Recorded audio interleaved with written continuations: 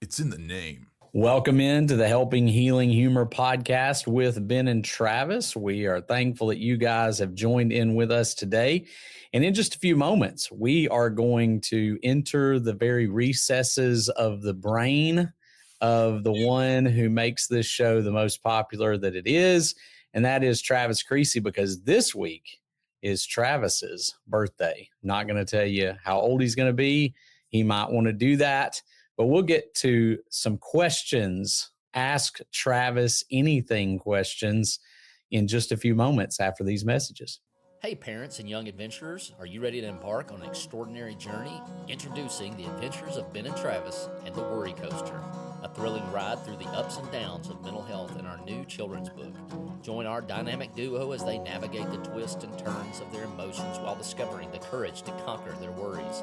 Pre-order your ticket to adventure now at benandtravis.com/books and be among the first to embark on this roller coaster of resilience. Let's turn worry into wonder and empower kids to embrace their feelings with bravery and hope. Buckle up. It's going to be an unforgettable ride. I'm Ben Hayes, and that up there is Travis Creasy, the birthday boy this week. And Travis, how you doing after the weekend? I'm better, right? I'm slowly getting over Saturday night, where the Tide came up short against Duke, like most people expected. It helps that Tennessee had such a poor showing. The lowest amount of points scored in the first half by a 2 seed in the NCAA tournament. But shout out to Blake, the resident Barner. They're still playing. I think I'm happy for him, but the sooner they get out, the better. So, but I'm almost there. Will, how's it going, man? Man, I'm good. Zakai Ziegler is finally leaving Tennessee. I think he's 35. I think we were both born in the same year, and he's gone, which is phenomenal news. So I'm doing well. I'm still beating the rest of the youth group members in my bracket. So I have nothing to brag about in our Ben and Travis bracket or in our friend Jeff Tabner's. So just I've got a real happy wife right now, and she's pregnant. So if that's what it takes to keep her happy and feeling good, then, I'll living the dream. I'll smile if Auburn gets it. I thought for a minute you were keeping her happy by having a bad bracket, but I realize it's because she's an Auburn fan. So we need to clarify that. So. You did win. I think it's pretty solid that you have won the Panel of Dislike custom jersey for the second year in a row. So welcome to the back-to-back club, which I am also a part of. It's kind of an historic run. I think I'm only going to lose potentially 8 games through NFL, college, and college football and college basketball. So a dominant run, they might say, a dominant run. Pretty dominant. Anything about that? Ben and Josh were just there, It's just there. That's all I am. I'm just here. Yeah. I'm here so that you have someone to beat. That's it. That's my whole purpose in life. So anyway, as we said earlier, today we are going to just ask Travis some questions. Will has several lined up and ready. I've got a few, hopefully maybe come up with some other ones as we go along. But kind of asking Travis anything. It might be serious. They might be crazy. They might, try to get him in trouble. I don't know. But we're going to ask him some questions and see how that goes for today's episode. So I'm going to just remind everyone that you guys do have birthdays. Now, Will, we've already passed yours for 25. Yep. And you're in July. But we'll try to remember. Of course, my brain says we may not remember, but you guys will be on the hot seat if I can remember soon. So just keep that just tucked away in your back pocket there. Just remember. I'll start with this one. We've done a lot of stuff through the years, whether it was Maywood or CYC or with the podcast. There's just been a lot of different things. So my question to you to start off with is, what is one of your favorite, or what is your favorite project or thing that we've kind of done in the Ben and Travis days? What are some of the things that you look back and go, man, that one stands out. It could be a place we went. It could be one of the few things we've done, many things we've done, like dodgeball or running in marathons or whatever. There's been a lot. So yeah, I don't know. I may have to go top 3. I don't know what the parameters necessarily are. I mean, I think Skits with the Truth has to be in there. That's a lot of fun, and that's not just the performing. That's the driving out to Dallas. The practices sometimes are golden. Yeah, sometimes I think about, for a while there, we were doing our Ben and Travis stuff, but we didn't do a whole lot of stuff during the year. We kind of got together. You had your thing going, I had my thing going. I got sick, whatever. But I think Skits with the Truth kind of upped that to where we hung out a lot more. The podcast would be in there. But I think just a set-alone event. I think any of the SWAT deals. I think you mentioned the St. Jude run that weekend is a lot of fun. There's not a whole lot of performing, so there's not like a whole lot of brain power. There's a lot of physicality because you got to finish the run. But anytime I get to hang out with you and Will and Josh and anybody else that kind of tags along, we have a different misfit crew kind of every year, which is cool. But that's a lot of fun. And I think, anytime we get to do what comes natural, and that's be goofballs, whether that's on the stage. But I'll say the Worry Coaster, I mean, I think there was a little bit of stress there involved, unlike usual things, because like so many people pre-ordered, and it was like, man, there's a deadline to get there. But that's been a lot of fun.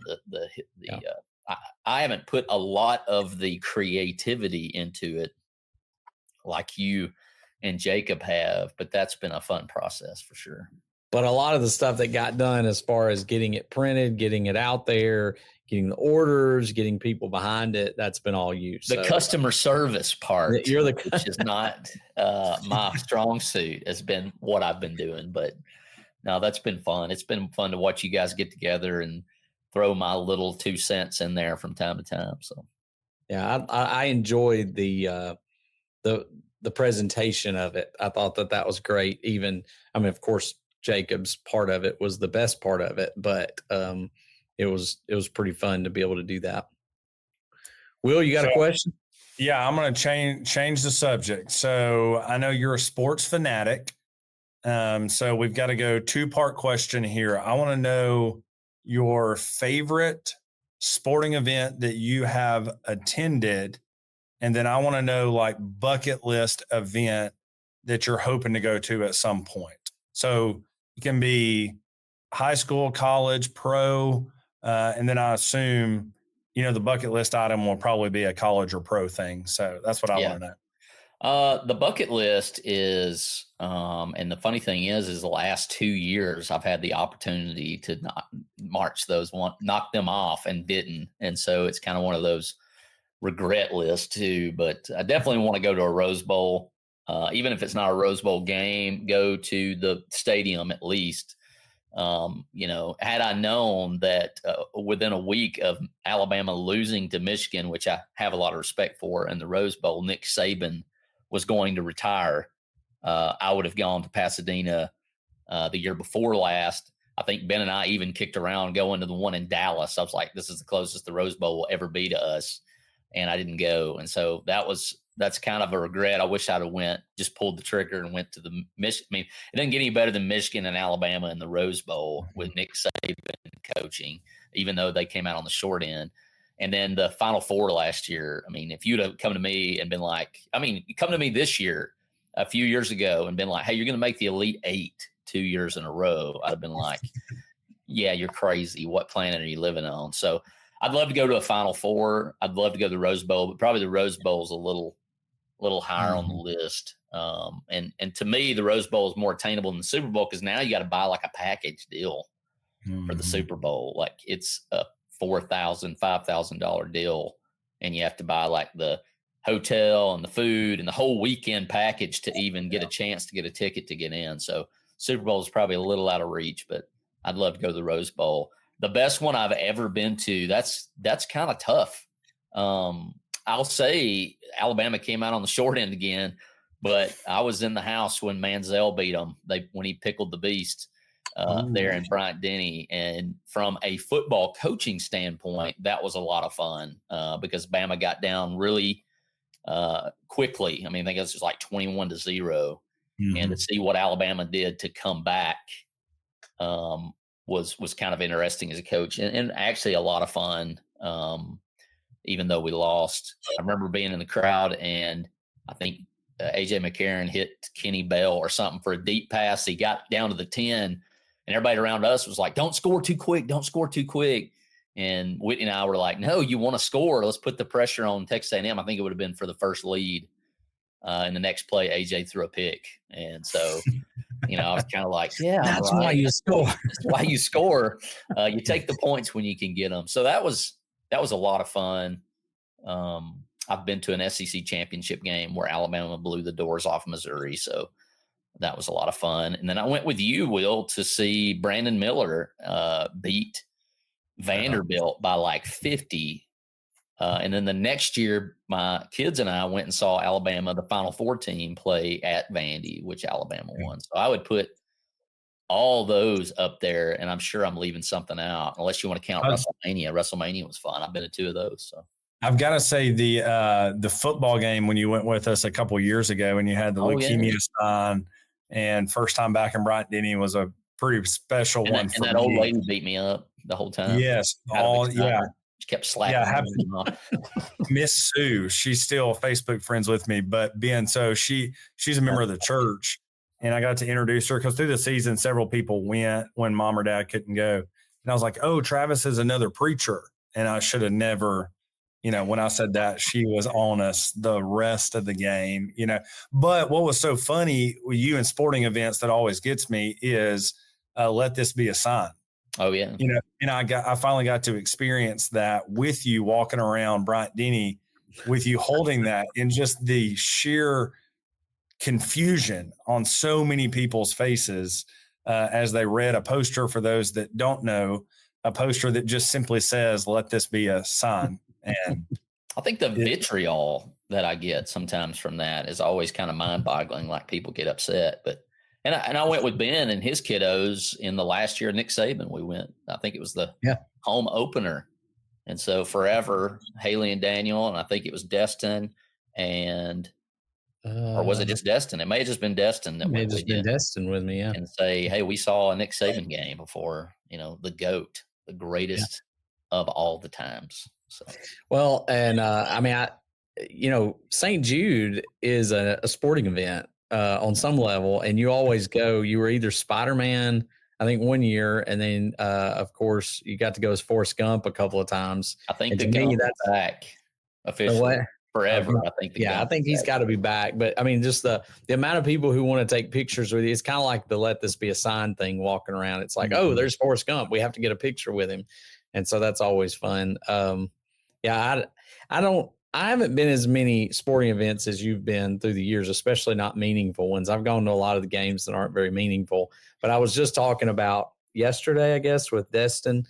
I was telling her, I said, I think the sporting moment that will live rent free in my brain, maybe forever, is the naked bootleg that William Mann ran during the championship game this year.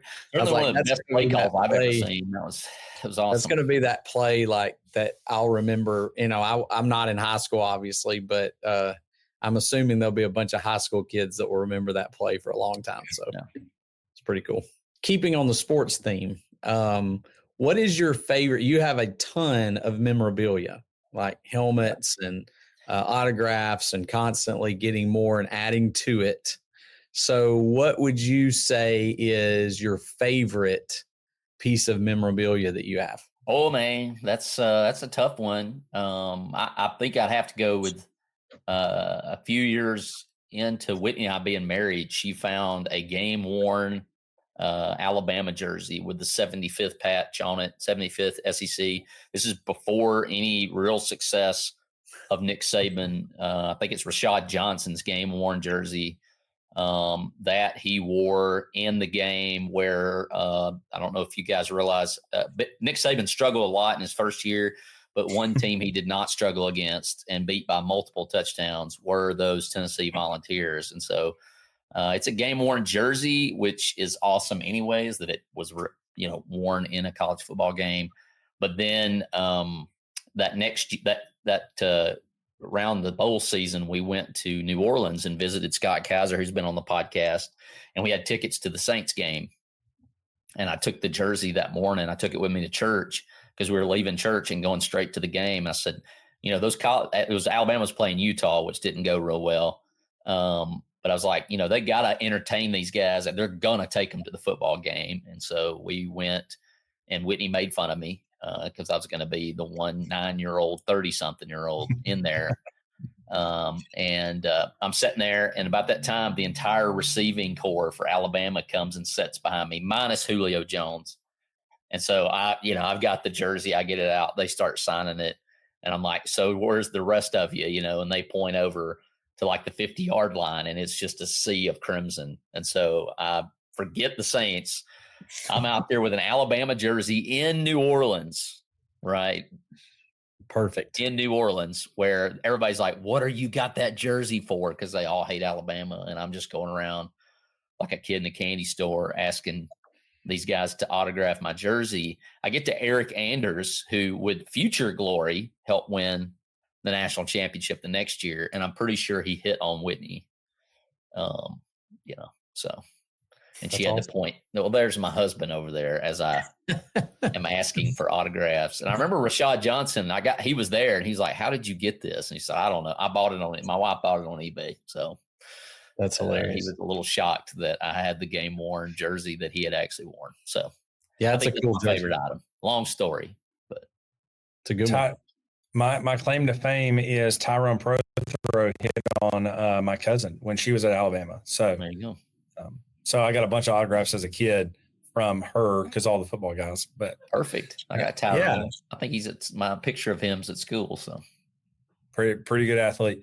All right. So here's my question, and switching now to something that I've always admired about you was how you handled outside looking in your cancer diagnosis. And so to reel in some of that, I want to know, what was it that was the most encouraging that people did to help you get through that moment, other than, of course, some wonderful doctors, all of that. But like, what were the simple things, or a simple thing that people did that made an incredible impact in the journey? Well, we know the dangers of social media. We've had guys come on and talk about that, but I don't know that there's ever been so much access. And I understand some people want privacy, and that's their gear. I can remember people dealing with some major health issues and then not wanting anyone to know, which once again is their prerogative, and they can do it however they want to. And I know there are certain things, blood cancer isn't really all that thing to be ashamed. It has to do much with privacy. But I would say just even the comments when Whitney would do an update, and, I'm sitting there and she would read through what everyone was saying. And of course, there was a tremendous outpouring from CYC. People love you, but to see a T-shirt that says CYC loves Travis, or, the simple fact, people willing to drive me to a treatment when I got out of the hospital, and just, feeling that special kindness from people. And I think it just spoke volumes. The church isn't perfect. And if it was, we wouldn't need Jesus. But to see that, and, people who don't know me other than being on a stage where I can certainly be a jerk and sing my version of Rocky Top to the boos of thousands of people. But man, that was heartwarming. It still is. It's still somewhat hard to process the overwhelming outpouring of that. So, and then people took time and wrote letters. And, as I've stated many times, I've got that box still up in my closet that I see every single day of people who took time out to do that. So, the church was out in force, and, where there are other people that aren't as well known, like that stuff makes a difference. It was interesting to me. We had a member whose house one of the rooms got flooded. And so they reached out, and me and Josh went over, took some shop vacs, and just started vacuuming. Well, a day or two later, I went back to pick up some supplies that we had just dropped off. And he goes, Will, you are never going to believe the best gift that somebody brought. And I was like, well, I thought we did decent bringing shop vacs, and he goes, somebody went and bought us brand new towels. And I was like, that is a brilliant idea. And my mind just does not think, on the, like those little moments. And I wish that maybe I just need to think more, about what somebody actually needs. But I just thought, man, like I could have done that. What's going to Walmart and buying 10 towels? But it amazed me that somebody had the thought process to go, hey, I bet they've used every one of those towels to soak up water in their house. I'm going to go buy them brand new ones. Yeah. And so I've always been curious of just the little things that people do that just make such a huge impact. I was talking with one of our members here today who's having to kind of be homebound with his wife who's got some health issues. And he said somebody brought them just a gift card to Publix. And they were like, he said, a lot of times people bring you gift cards to eat out and we can't really go eat out. And he said, I'd have never thought about somebody just bringing me a gift card to Publix so I can go get what we need and come right back home. And so, like you said, there's just sometimes people just think outside the box a little bit. Not that, I guess I knew Publix had gift cards, but that was something that just sort of stood out to him, as I'd never even thought about somebody bringing a gift card to a grocery store, but it was really helpful to them. So it's the Karen Mans of the world. Oh, yeah. I was going to say exactly what I was thinking about. Probably the same person that did both of those things. Yeah. Well, that's what, like, I remember when, like Lindsay has gone through a couple things, and then all of a sudden there's just a book that's in the mail in our mailbox. I'm like, blast it. She is so good at all of this. I'm just kind of like, oh.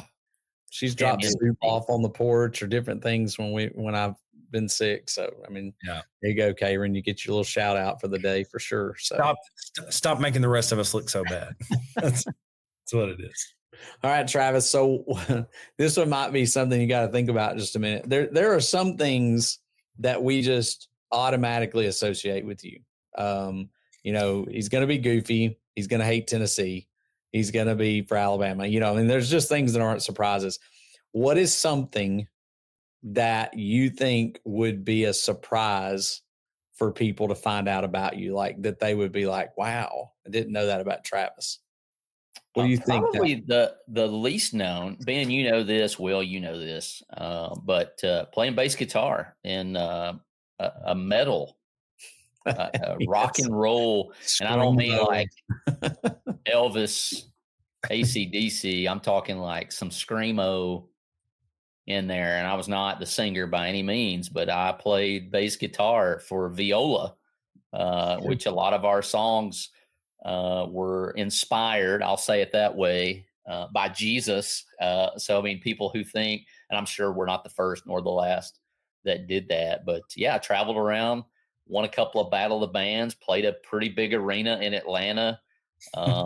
It's funny. I think we won most of our Battle of the Bands just because we were louder than everybody else. But I went to one of those in Atlanta.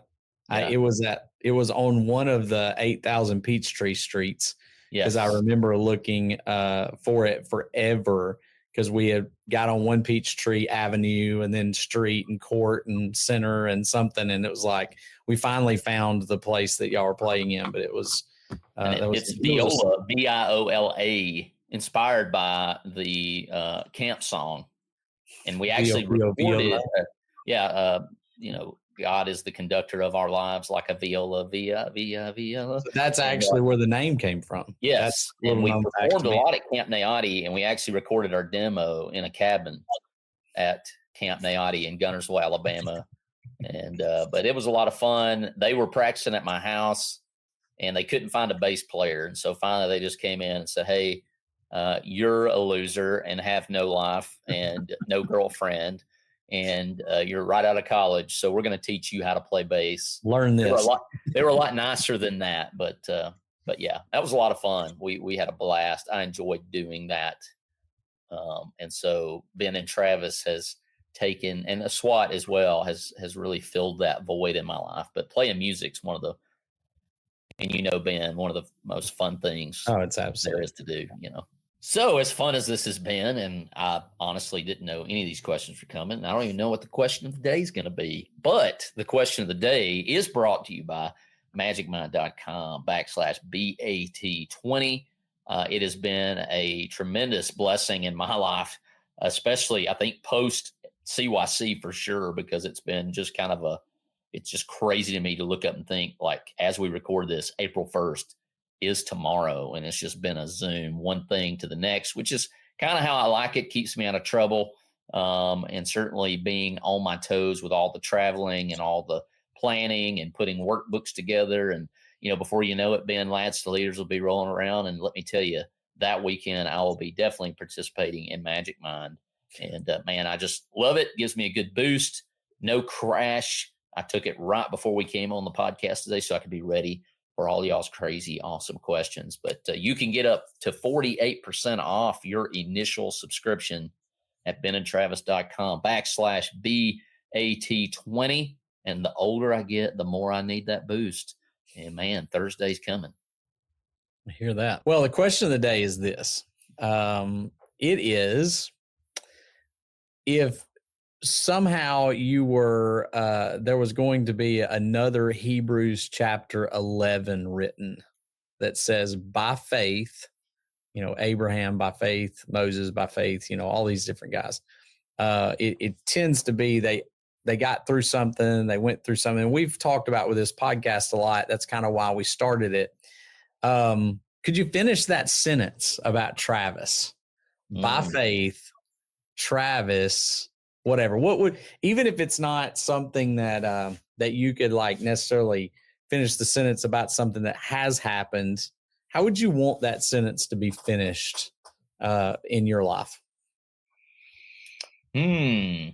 That will take a minute to think about, but right off the top of my head, by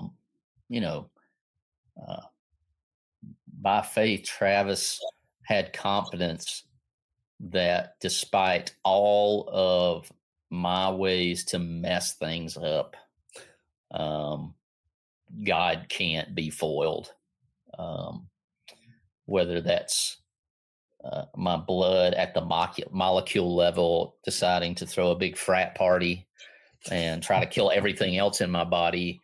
There was a faith, there was a hope connected from years of doing the things that you mentioned earlier, Ben. And, that I had a foundation of people.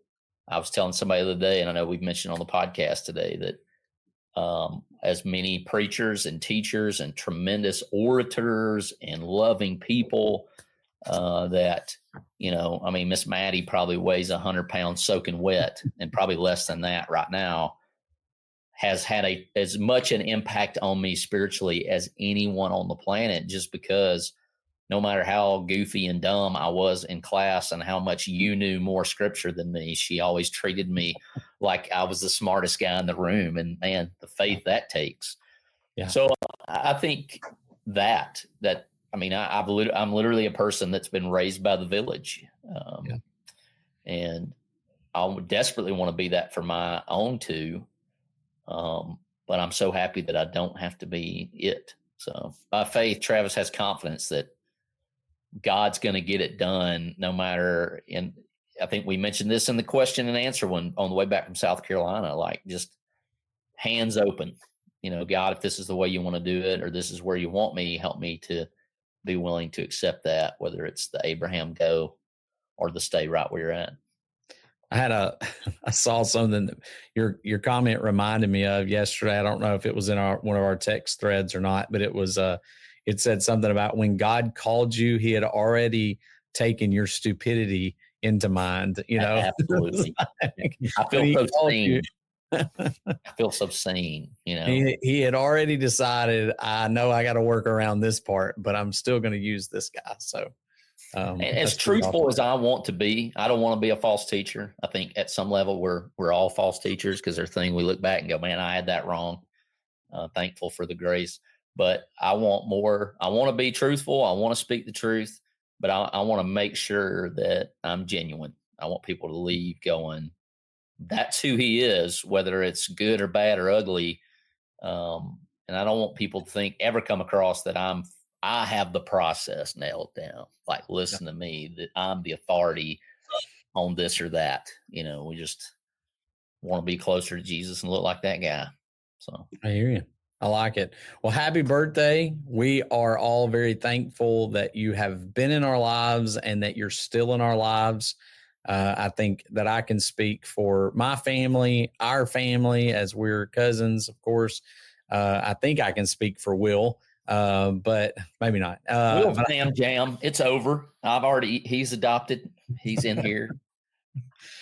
But we're thankful for you and for all that you do in the kingdom and the encouragement that you give to us, because I don't think I'd be where I am without you, and appreciate your pushing us a little bit more and more each day. And I think especially, well, it can be annoyance, but it keeps me faithful and it keeps me strong. Hey guys, let's do a podcast about me.